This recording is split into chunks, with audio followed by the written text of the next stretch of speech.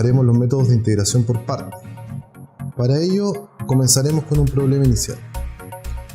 Supongamos nos piden calcular la integral de la función x multiplicada por el seno de x con respecto a la variable x. Si lo tratamos de hacer por integrales simples, perfectamente nosotros podemos trabajar con la integral de la función x, ¿cierto? Que correspondería a 1 medio de x cuadrado, o podríamos trabajar con la función seno de x, que su integral corresponde a menos coseno de x. Sin embargo, no hay ninguna regla simple que me permita, en este caso, trabajar con el producto de dos funciones. Por lo tanto, este método que nosotros trabajamos en las primeras clases no nos funcionaría. Por otro lado, si queremos trabajar el método de sustitución simple, este nos pide que nosotros vamos a trabajar con, ¿no es cierto?, la integral de una función f de una función g de x multiplicada por la derivada de la función g de x con respecto a la variable x, y en ese caso nosotros sabíamos que era la primitiva de la función f evaluada en g de x más una cierta constante de integración. Sin embargo, acá, si nosotros tomáramos como f, por ejemplo, el x o el g, lo tomáramos por x, su derivada correspondería a dx. Sin embargo, aquí, ¿qué es lo que hacemos con ese seno de x? Por otro lado, si tomamos la función seno de x, su derivada corresponde a coseno de x. Y sin embargo, no lo tenemos multiplicado ahí por su derivada. Por lo tanto, el método de sustitución simple tampoco nos serviría. Es por ello que nosotros vamos a utilizar un nuevo método. Y este método es el que se llama método de integración por partes. ¿En qué consiste este método? El método va a consistir simplemente en que nosotros tenemos que recordar qué es lo que pasaba cuando nosotros teníamos la derivada de un producto. Para resolver la derivada de un producto, nosotros lo que teníamos siempre va a ser la derivada de la primera función, en este caso f, multiplicada por la segunda función g de x sin derivar, más la primera función sin derivar por la derivada de la segunda función. Vamos a hacer acá una separación, ¿no es cierto?, de las diferenciales. Nos queda acá la d de la función producto, de las dos funciones, y luego de eso distribuimos la diferencial x en cada una de las partes de la suma. Posteriormente vamos a realizar una integración. Al nosotros realizar una integración, recordemos que este tiene una propiedad de linealidad, y además de eso, al aplicar a ambos lados de la igualdad, y como aquí tengo una suma, se separan dos integrales correspondientes. Luego de eso, lo que vamos a aplicar es la suma del inverso de la integral de f' de x, ¿no es cierto?, de la derivada de la primera función por la segunda sin derivar con respecto a la diferencial x, quedando esta igualdad. Y posteriormente lo que vamos a utilizar es la simetría. Recuerden que nos permite, ¿no es cierto?, la simetría trabajar, si en este caso esto lo vamos a dejar al lado izquierdo y lo que está al otro lado de la igualdad al lado derecho. Simplemente fue esa la propiedad que aplicamos. Y posteriormente vamos a proceder a realizar la integración de lo que se puede. Directamente esto nosotros no conocemos cuál sería su integral, así que lo dejamos expresado de la misma manera. Sin embargo, como acá la integral y la diferencial son procesos inversos, nosotros nos va a quedar que esto corresponde, ¿no es cierto?, a lo que originalmente teníamos como la función, ¿no es cierto?, de f de x multiplicada por g de x. Lo dejamos de esta manera, menos esta integral que tampoco la conocemos directamente, más un cierto c. Acá, ¿qué es lo que vamos a hacer? Borremos esta parte inicial, este problema inicial, que lo vamos a retomar al final. Y lo que vamos a hacer es simplemente realizar un cambio de variable.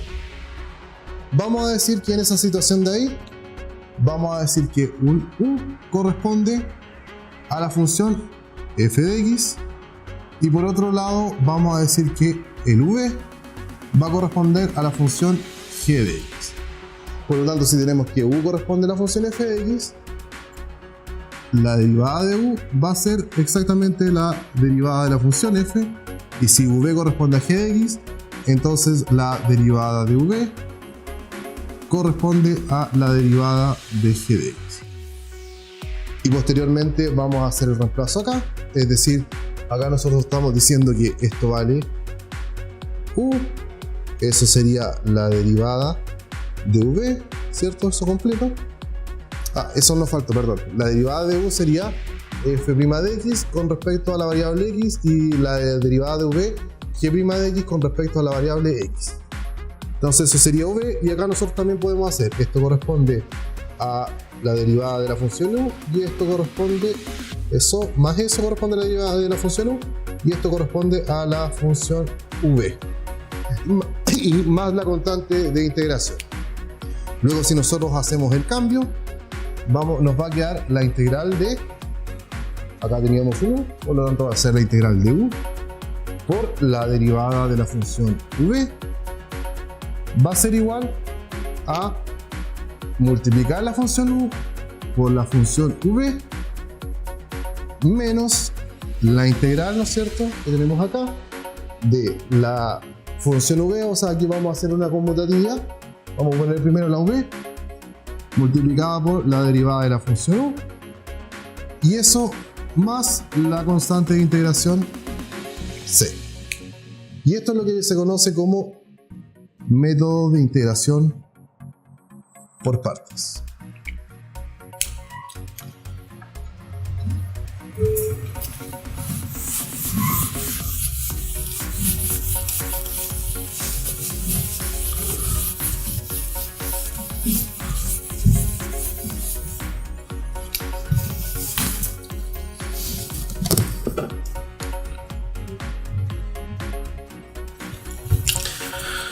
Ahora nos surge el siguiente problema. Ahora nos surge la siguiente problemática. Si nosotros tenemos una integral, vamos a tener que trabajar con un cierto u, ¿no es cierto?, una cierta función u, determinar cómo conseguirla y una derivada de una función v. Entonces, para determinar estos elementos, lo que nosotros vamos a seguir es una regla, ¿ya? Una regla general que se aplica en casi todos los casos, hay algunas excepciones. Pero lo que nosotros vamos a hacer es una regla que se llama, utilizar es una regla que se llama LIAT. ¿En qué consiste esta regla? Esta regla me dice que para determinar u,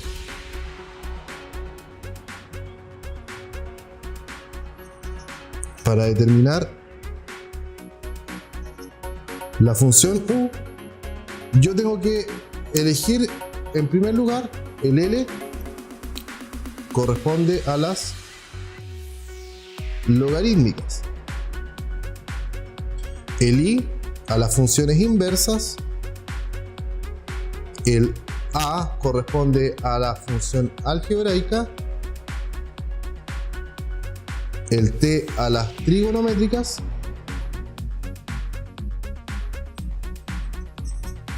y el E corresponde exactamente a las funciones exponenciales.